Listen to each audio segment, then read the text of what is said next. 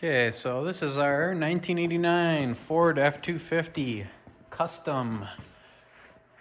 And it has been customized by yours truly.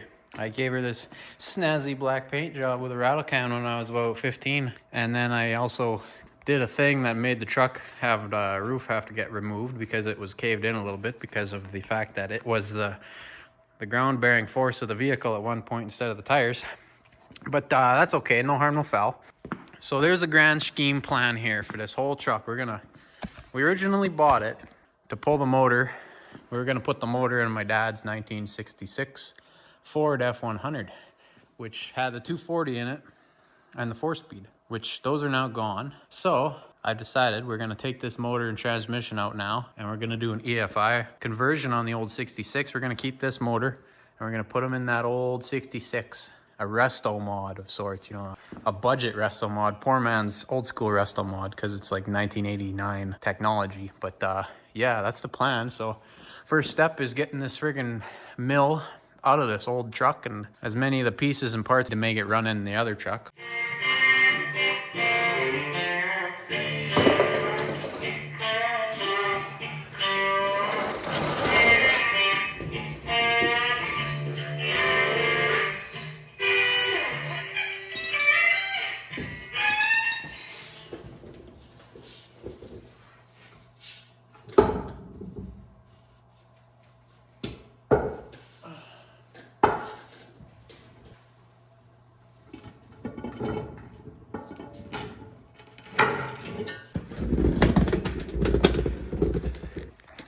Cross member's got to come out. Well, we're gonna take this for the swap. It's like a little reservoir kind of deal for the fuel. This is the high pressure fuel pump right here, and it goes into this fuel filter and then up to the rail and then returns back through here and then back to the tank. This fuel pump in this tank does about 6 PSI roughly. We're gonna use the in-cab tank on the 66 and just, hopefully we can just gravity feed it into here and then return it into the tank.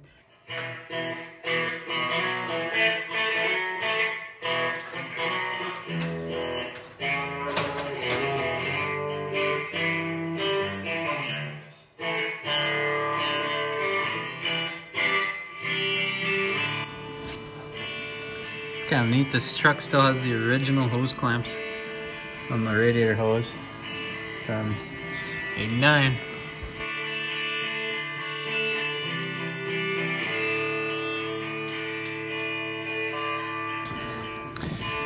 So I'm gonna say that snapping noise was the belt, because the belt is foobarred. Look at that beauty. Wow.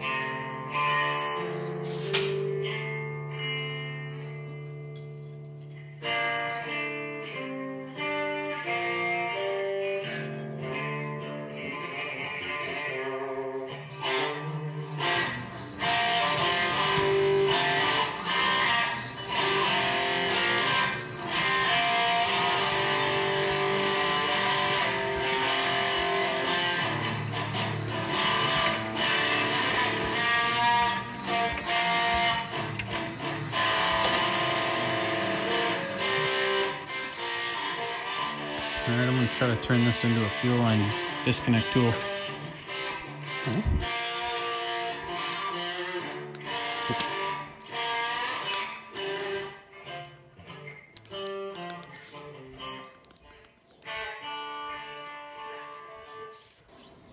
This, in here there's a spring, and we need to open that spring up so we can pull this piece off of that piece. I spray her down with penetrant and blow it out, because over time dirt builds up behind the spring, and then you can't really expand it when you get your tool in there, and you'll be fighting yourself. Take this and I'm gonna make it the right size.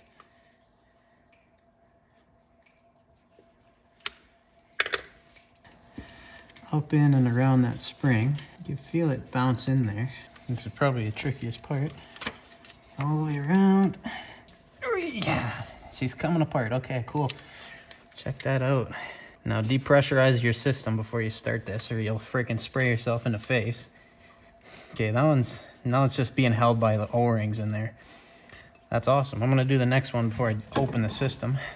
We're working with what we got here. You don't need the right tool if you can make the tool.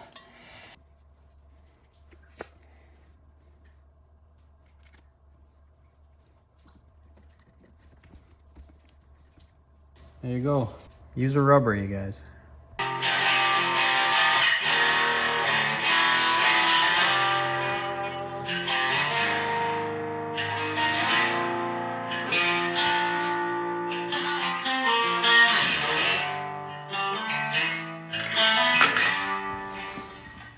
All right, here's my lifting setup. It's factory lifting lug here, and goes down to a bell housing bolt, the top left bell housing bolt. So yeah, just that, and then I'll drain the transmission and we'll be ready to pull her out. That's a pretty disgusting amount of metal, but I'll wipe the magnet off, show you. Yeah, there's the magnet. Yeah, it seems like kind of a normal amount of wear, maybe a little excessive.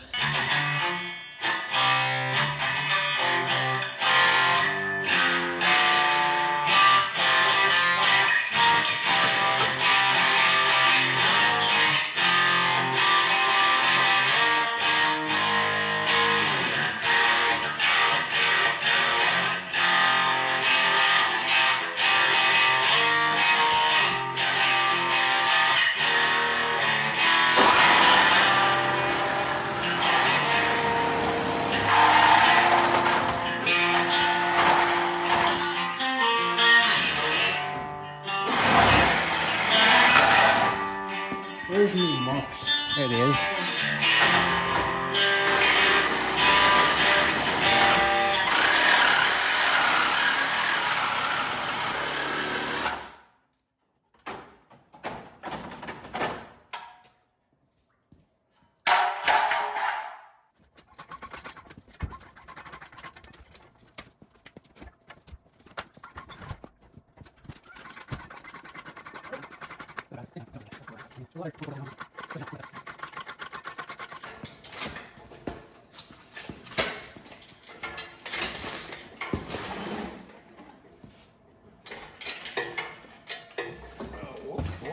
Yeah.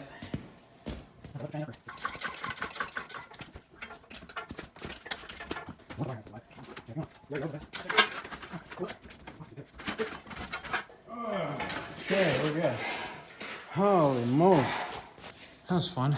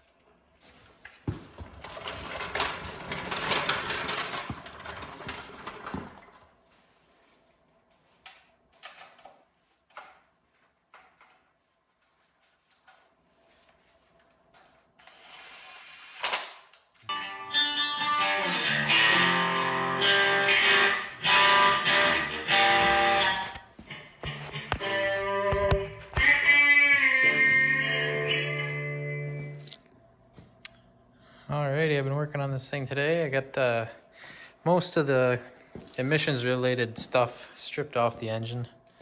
I got it on the stand here to work on it. It's kind of a, I've been practicing with different ways to rig up this chain. It's got this nice lifting eye on the front, but there's nothing really on the back. I'm going off the bell housing bolt, but I kind of need it in my stand. There's this one, which is B for the old school clutch Z-bar pivot. I don't think they used it on the newer trucks, but the chain hits the intake here. I don't love that, so try to figure something else out. But this is all the stuff that came off the engine. The starters and the wiring's going back on, but everything else, that's all the fuel. That's like the little reservoir, high pressure pump, fuel filter, and the main lines that go up to the rail. The injector, this was a tube that would blow air onto the fuel injectors when the fuel got too hot. I know they did away with it in later years, so I shouldn't need it. But if we do, we can put it back on. I got the EGR valve, got the solenoids for the EGR and Thermactor air stuff. Got the hoses for that. All the vacuum lines, don't need any of that. The old mounts from the 90s truck, or 89. So the block here should be, we should be able to bolt the 60s mounts right onto those bosses. They look identical. Hopefully they are, I don't know yet. And then the next task will be to tidy up this wiring harness, because there's a lot of excessive. Well, here's where it plugs in to the main, and I want to run it. I want to relocate all those plugs to kind of back here, almost through the firewall of the truck and under the dash. And there's a lot of plugs that don't need to be there anymore, like all of this stuff for the air solenoids and EGR. We need the throttle position. We need idle air control. We need ignition module on the distributor. I believe this is the spout connector for doing setting the timing.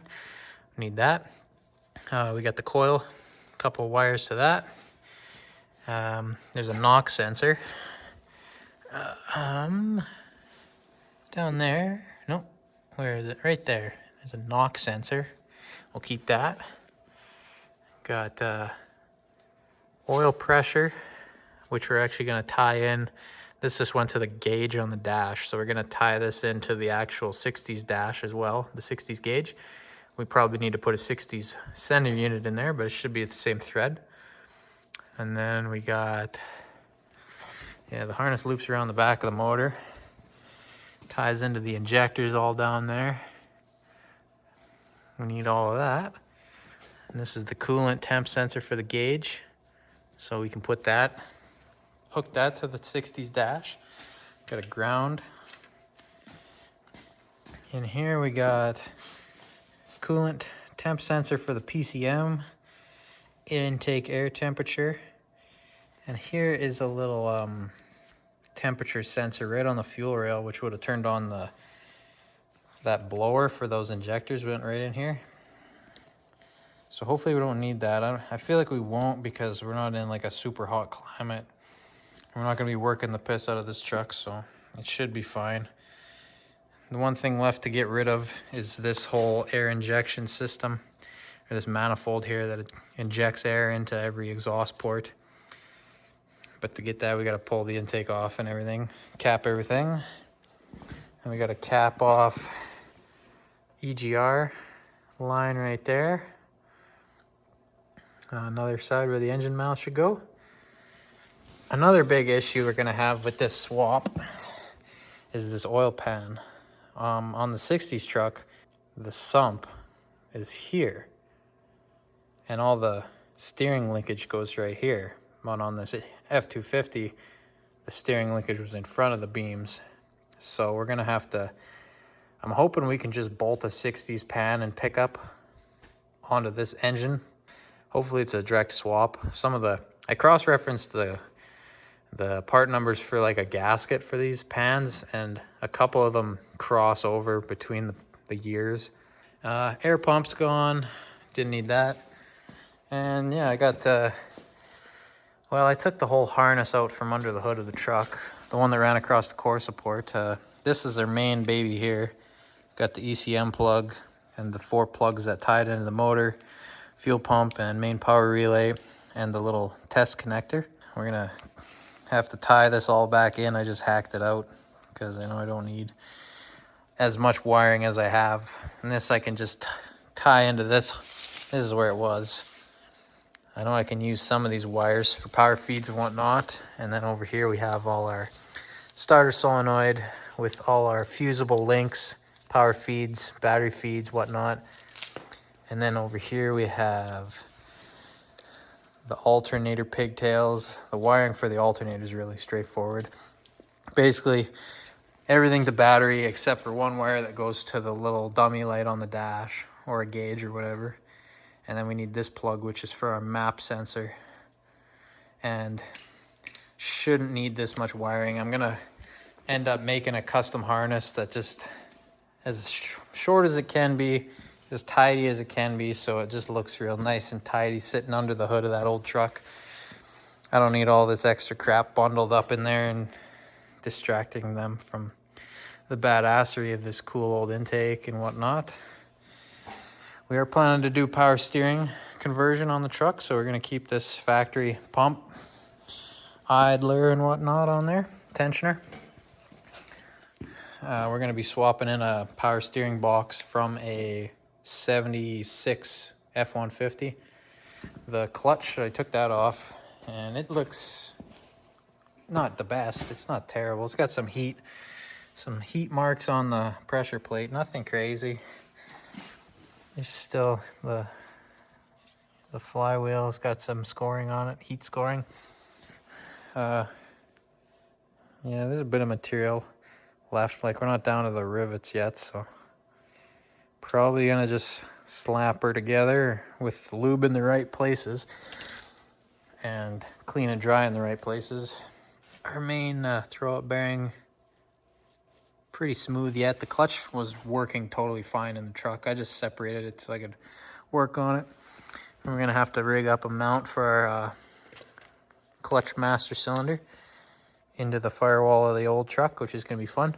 I got the shifter here.